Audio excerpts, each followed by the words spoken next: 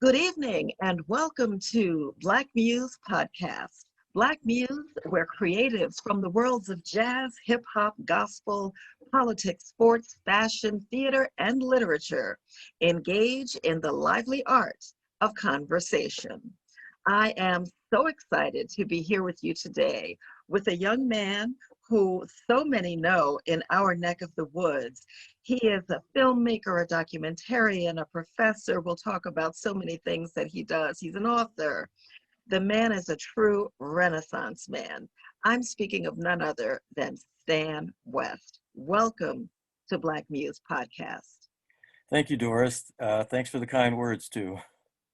Your video is frozen. I don't know if... Press it right quick. It does that from time to time. That's okay. Technology is good when it works. Indeed.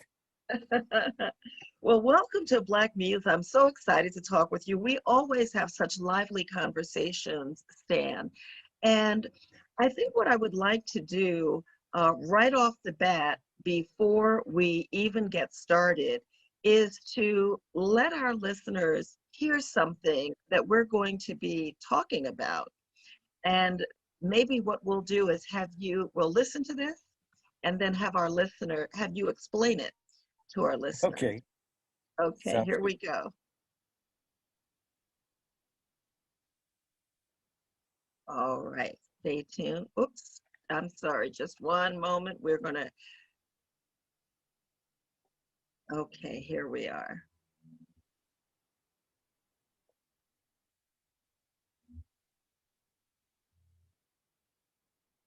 Giver by James Baldwin.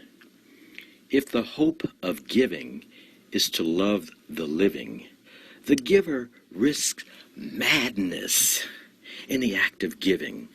Some such lesson I seemed to see in the faces that surrounded me, needy and blind, unhopeful, unlifted. What gift would give them? The gift to be gifted? The giver drift than those clamoring for the gift. If they cannot claim it, if it is not there, if their empty fingers beat the empty air and the giver goes down on his knees in prayer, knows that all of his giving has been for naught and nothing was ever what he thought, and turns in his guilty bed to stare at the starving multitudes standing there, and rises from his bed to curse at heaven, he must yet understand that to whom much is given, much will be taken, and justly so. I cannot tell how much I owe. And that, my friends, was The Giver for Burtis by James Baldwin, recited by Stan West. Stan, what is The Giver? What's your fascination with The Giver and James Baldwin, the man? Well, it appears on page 137 of my book called James Baldwin's Black Lives Blues Are Mine. And it opened a James Baldwin neo opera at the Chicago Symphony Orchestra a couple years ago by Renee Baker for Black History Month. And essentially, it's a two-level piece by Baldwin. On one level, it is paying homage to his mother, named Burtis. But it is also a look by Baldwin, a racial critic on America, that some might spell with KKK, about how it had treated its uh, disenfranchised black, brown, red, yellow, and even Irish folks. So that was my take on what the giver meant and why it was important. I believe that composer Renee Baker invited me to read this because she thought that I might be able to add a little flavor, put a little life into why it mattered. This poem by the late, great Black gay expatriate writer James Baldwin to open up this Black History Month opera that was sold out at the Chicago Symphony Orchestra. And I felt honored that she did it, included me for that year. And then the following year for another expatriate named Josephine Baker. And I come from several generations of expatriates. And 5 years ago, I presented a piece about James Baldwin, a little bit in French, at the James Baldwin Conference at American University of Paris, in front of his family and Baldwin scholars, and even my family was there, including my French-speaking son, who cringed a little bit at some of my pronunciation, but he was at least pleased to see that the old guy had a little flavor and a little courage to, try out his hand at telling a story in French and mostly in English. But James Baldwin's Black Lives Blues Are Mine, the title of this takes a two-track look at how Baldwin wrote about police brutality, which is what he called it. And I looked at his nonfiction essays primarily and how he had conversations with his family. Now, I met Baldwin in 1986, a year before he died. And I thought after he died, he might want me to revisit his writings about police brutality.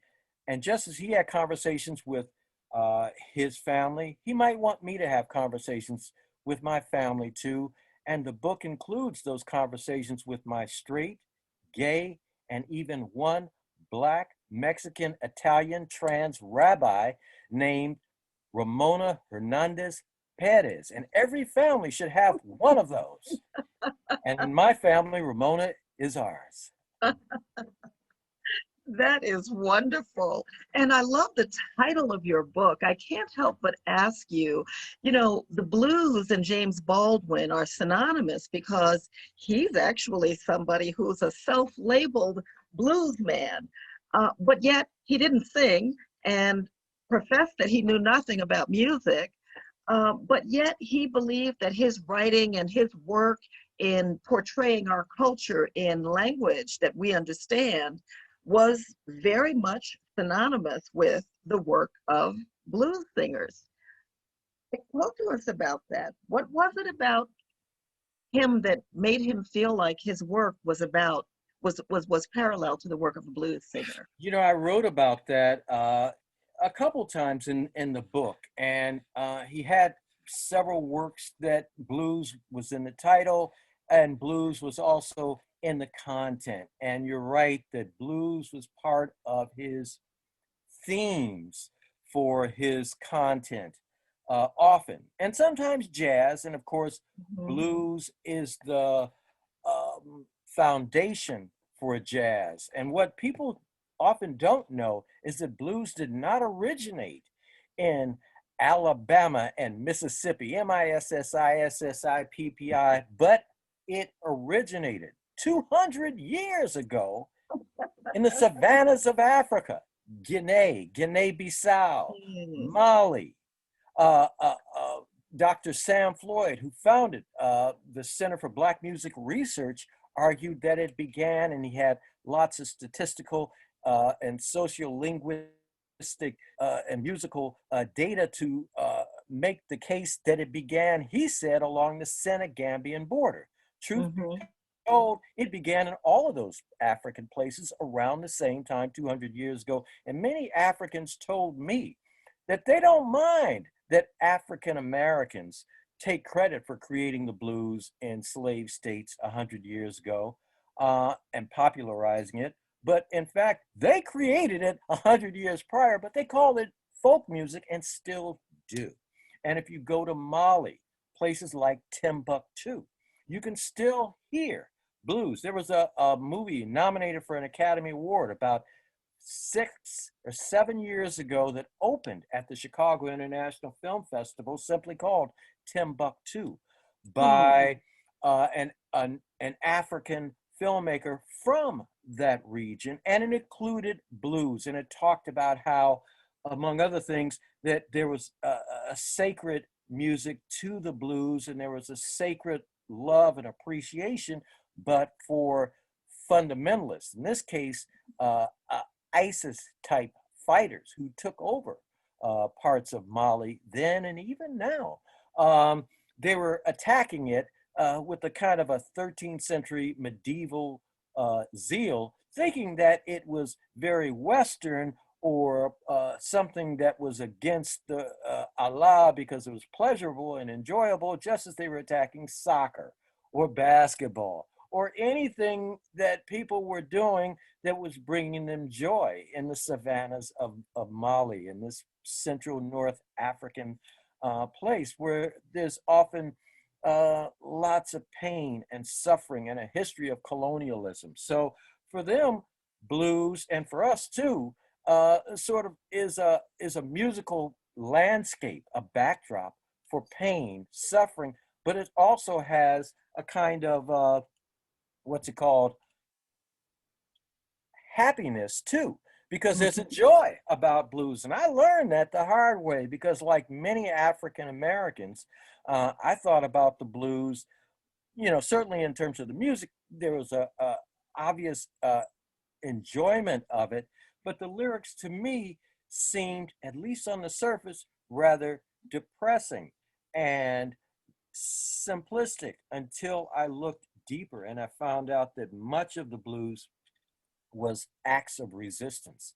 And Yeah, and to me, and even like Muddy Waters talking about, I'm a man. He that's wasn't right. just saying that he was grown up. He was saying that white folks in the South could not call this grown ass man a boy because he was a man and he was going to stand up for his rights. And so that Yeah. was an act of resistance. And Mamie Smith, Bessie Smith's sister, who had the very first blues hit in 1919 called The Crazy Blues, sold 75,000 copies.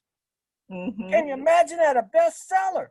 She also talked about the blues in terms of resistance and fighting against chauvinism and physical abuse by guys and that kind of thing. And so blues has always had a kind of a social protest a part of it. It's not always social protest, but it is. Even in a communist Social country like protest. Cuba, there Hmm. is blues. And the blues that the Cubans talk Yeah. about is how the Guantanamo base that I visited in Guantanamo gives them the blues because it too is a Mhm. symbol of colonialism. So yes, blues is a backdrop for pain and suffering, but it's also part of the Black prophetic anthem where Baldwin was calling out the fire next time. So you better listen or You better else. listen. But I remember way back when, even James Baldwin, and the fact that you bring up Bessie Smith, that was the woman that was the blues singer that he most aligned himself with.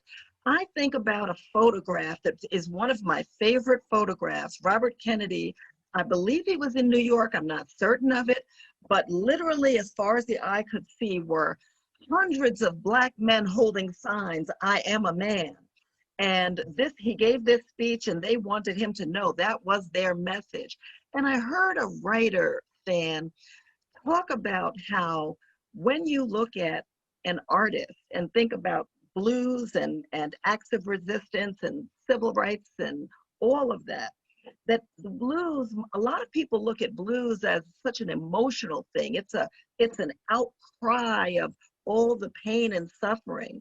But this writer took a different view on it, and I appreciated what he did. He said, because as an artist, the one thing that an artist usually has when they begin to create is control of their tools, control of their canvas or whatever medium they're working on. And so when you think about the blues, it's not just simply an emotional piece.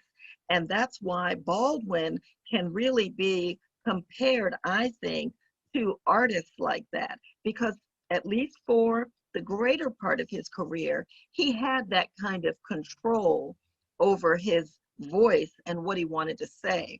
Now, there are many people that said as he got older and his last few published pieces that he had lost his way or lost the control of his art form. But we are thankful that, at least for the purposes of this conversation, his writings on police brutality refresh for me. His writings on police brutality started early and were really very thorough. Do you remember the first piece he wrote on police brutality? A report from the occupied territory. I reported on that. It's somewhere in my book, but yes, I did read that. I don't even know if it was the first, but it was certainly one of the more read and popularized pieces. But yes, I remembered that. And I remembered something else at the tail end of his career that gave him the blues. And that was that many whites said that he was too angry. And many blacks, especially black militants, including some of my Black Panther friends, said that he was not angry enough. And when I met him in 1986, when my writing teacher, Ishmael Reed, said, "Come meet Jimmy," I asked him about that over a couple cognacs. I got my courage to ask him about that, after pleasantries. And I told him that I had read a couple of his books that were on my parents' bookcase, and me and my parents were cool with him, but some of my Black Panther friends, not so much. They said he wasn't angry enough. They said he was a cafe revolutionary. They said he was sipping coffee and tea in the Parisian cafes while the Deep South was burning. They said he wasn't angry enough. And you know what he told me, Doris? He looked me in my eye and he told me, "You show me a black man who's not angry, and I'll show you a fool nigga who's lost." Well, I sat down thinking that maybe he was thinking that I was a fool for asking him some stupid stuff like that.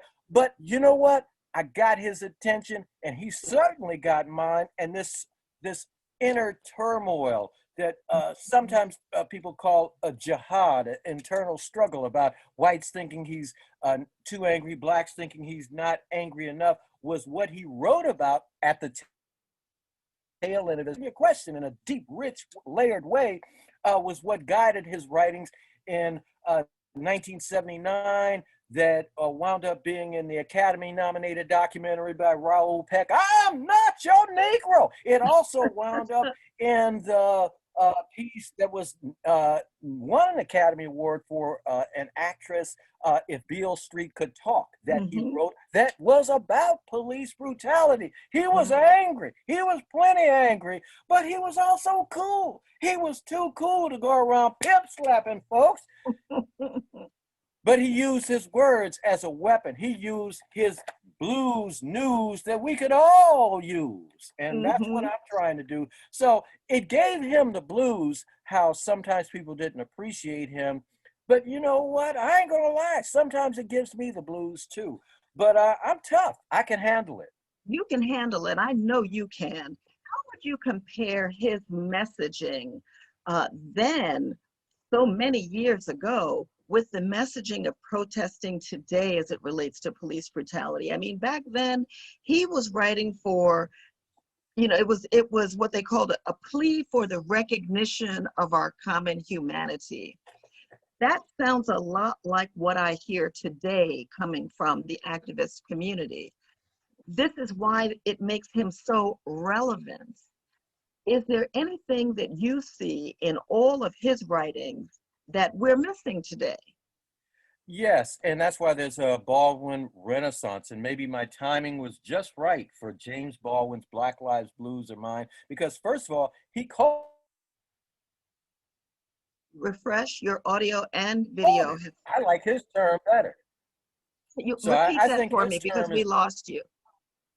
yeah, so he called it police brutality, and we call it police misconduct. So even his terminology was more precise. And so, yes, it is very relevant. And he was, as you pointed out, an ethical humanist who, yes, he had some gospel religious upbringing, but it was bigger than that. It was more universal than that, which is why he left in 1946 with less than 50 bucks in his pocket to go to Paris, because he liked white guys, and they weren't playing that in New York City, but in Paris and even in parts of Turkey, he was able to do that and still ply his trade and tell his stories and talk about oppression, multiple oppressions against Muslims. I mean, today Gaza is on fire, and I'm sure that, he would have strong feelings about that. I even wrote about that in my book because I visited Gaza. I went to Gaza with a I guy did named too. Michael Moore.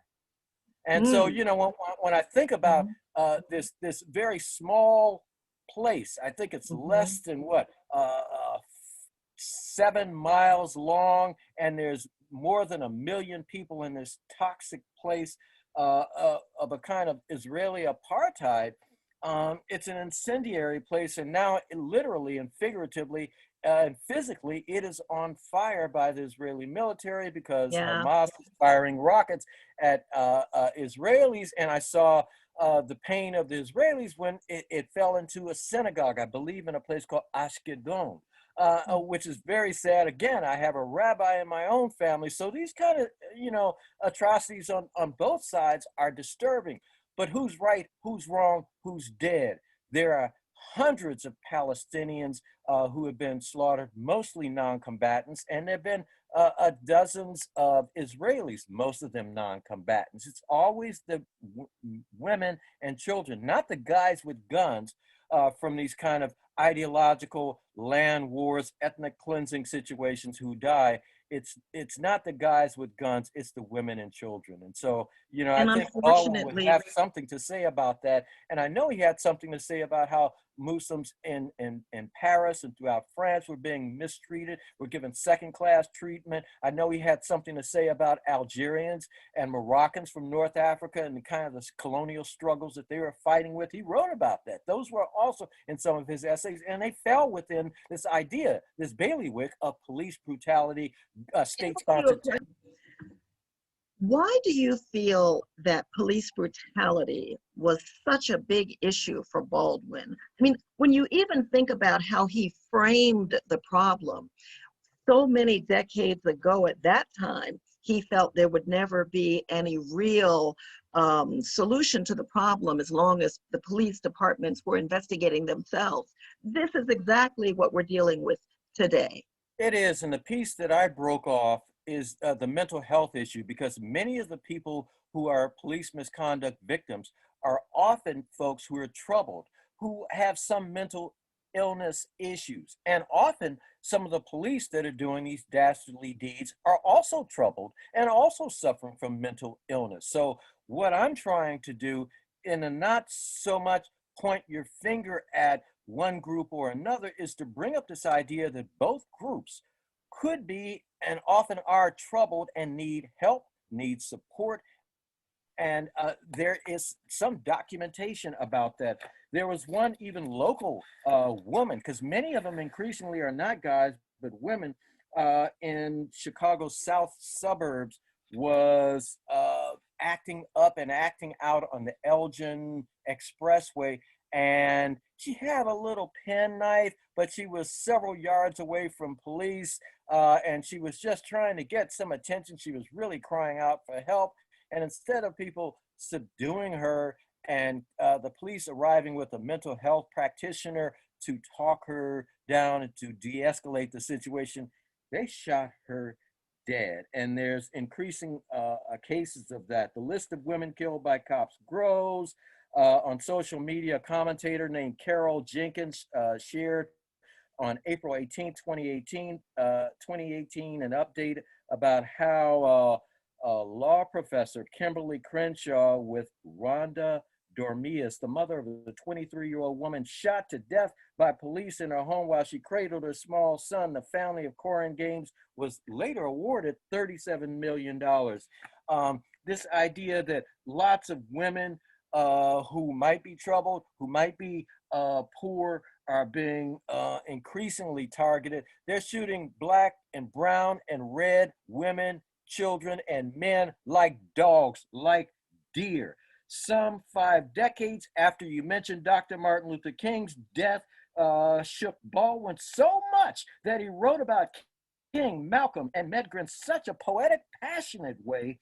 Some 5 decades later, some would argue that maybe Baldwin's words were like graffiti on the walls of resistance. Now, they could be wrong. Those words and images are still apt. The New York Times, Holland Carter, for instance, reported on March 27th, 2018, March for Our Lives, the student-driven protest against gun violence. So the issue of gun violence, which we're seeing again and again and again and again. Just in Chicago this weekend, 48 people were shot, a 2-year-old, a 13-year-old, a 15-year-old. Yesterday was shot at 61st and King Drive. How would King feel about that? Shot while she was walking her D-O-G, walking her dog. How low can you go? The Sacramento protest over the fatal shooting of Stephon Clark, for example, had he survived, that the Reverend Dr. Martin Luther King Jr.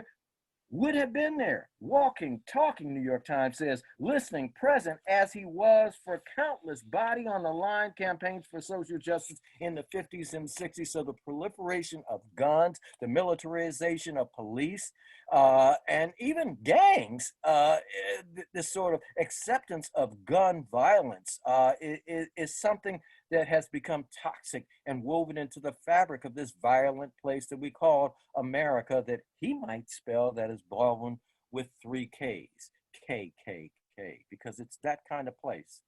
Wow, you are explaining to us or describing to us what Baldwin would have called, what he called the blues as truth.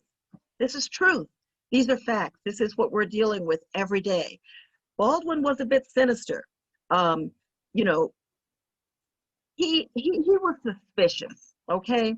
He said that we're not going to, as long as we try to highlight these issues and pull the cover off of them, that white guilt sets in.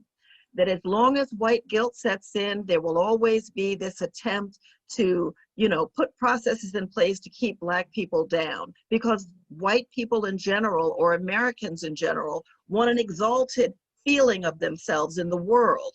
And one way that they have historically attempted to conquer that is by keeping down Black Americans. And red people. In light of that, providing you accept his hypothesis on that, do you think that we're ready as a country? Well, we're ready, as we could see. We are ready, but is the country ready? We, as citizens of the U.S., as you could tell, there were 3,500 demonstrations of people who were ready last year, mostly in this country, but in 50 other nations as well. We are ready on the heels of all the police shootings last year. We are ready. And we're going to be ready. There's been a change of what's it called, regime change in Washington, D.C. We are ready. There's change coming. We're ready. We've been ready. So yes, on a cautiously optimistic note, I'd have to say that Americans, even skeptical and even cynical, not necessarily sinister Americans, but cynical ones, are ready, reluctantly, for maybe the wrong reasons, for their own survival, but still, I'll take it anywhere I can get it as long as you're ready. And there will be change. There will be peace, because it is time. It is way past time. And I believe that that might be the kind of blues truth that Baldwin could live with. And knowing that finally these fools get it, you know. We are talking with Stan West on Black Muse podcast, and we're having a conversation about Stan's new book, his brand new book. Tell us the name of your book. James Baldwin's Black Lives Blues Are Mine. James Baldwin. And we've been talking about James Baldwin, his own pain, his own blues. This was a man born on August 2nd in 1924 in Harlem Hospital, and that is the bond I will forever have with James Baldwin. I too was born in Harlem Hospital in a neighborhood that shaped us. He was an illegitimate child. His mother, Emma Burtis Jones, was not yet 20 years old. And for a short while, the boy would become the greatest of all African-American writers, named James Jones. In 1927, Emma Jones married David Baldwin, a transplant from the South and a much older man, possibly born from the Emancipation of 1863. His stepson, James Jones, became James Arthur Baldwin.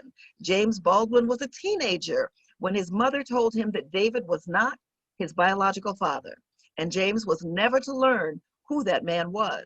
The news came to him as a great disappointment. Baldwin told an interviewer once, when he was about 50, that he never had a childhood. And one meaning of that statement has to be that he was too busy helping raise other children to be one himself. The Baldwin family eventually included 9 kids. What an imagination that he must have, first of all, growing up in that community of Harlem. And at those times, you know, Harlem was rich with history. You could walk on any corner and there would be a Stan West, educated, accomplished, giving a history lesson with people standing around for 3 hours sometimes. That was commonplace. Stan, why don't we bring that back?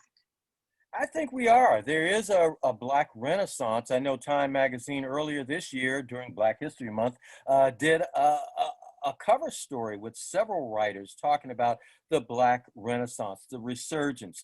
Part of it is because of the resistance that we talked about with the Black Lives Matter movement, but part of it is also cultural too, on the culture of music and art and sculpture and all kinds of ways of expression that are positive, uplifting, nurturing.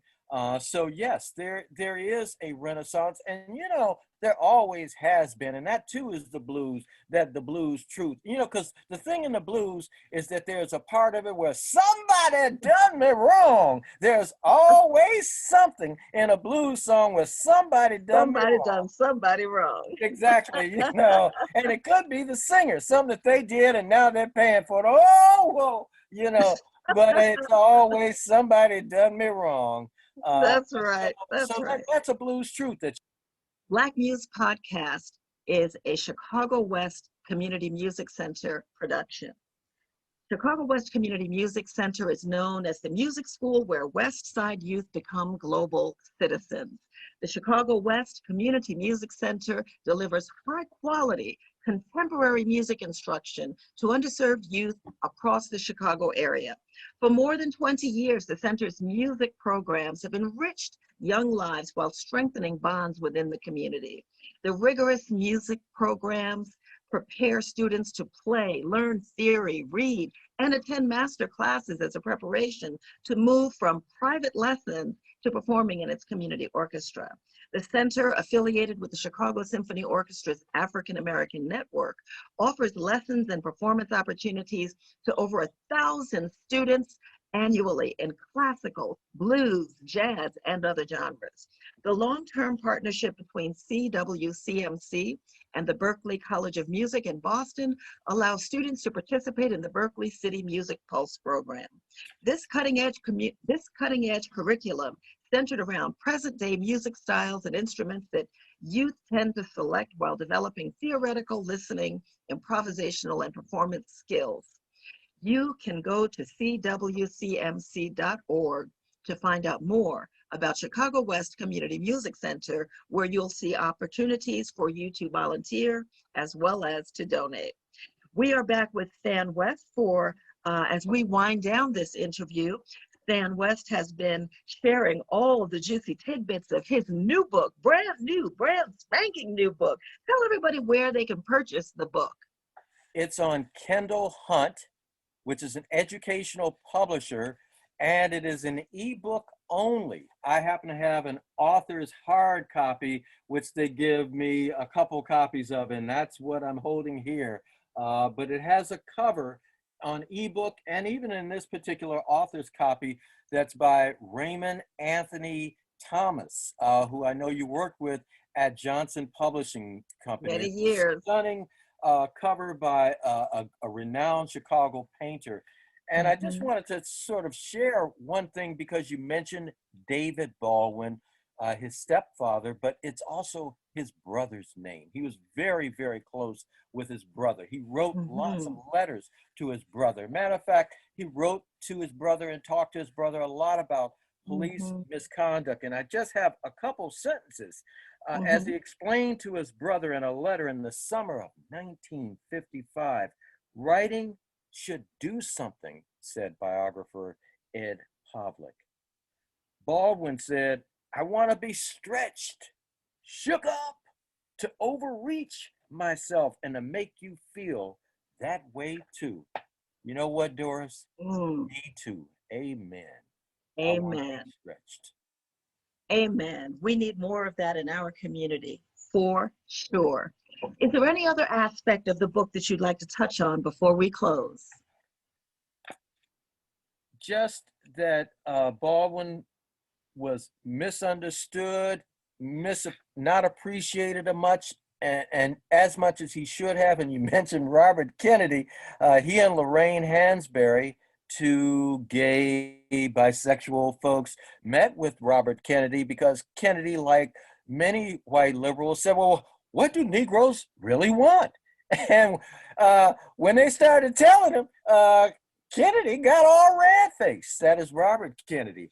And Lorraine Hansberry walked out, and Baldwin just rolled his eyes. So I just wanted to let you know that the issues then are the issues now, and we're still struggling and grappling with them. But I do believe that there is, in this epidemic, this racial, viral, economic awakening, there is a reckoning that is simultaneous. And so I do believe that there is some light coming from this darkness.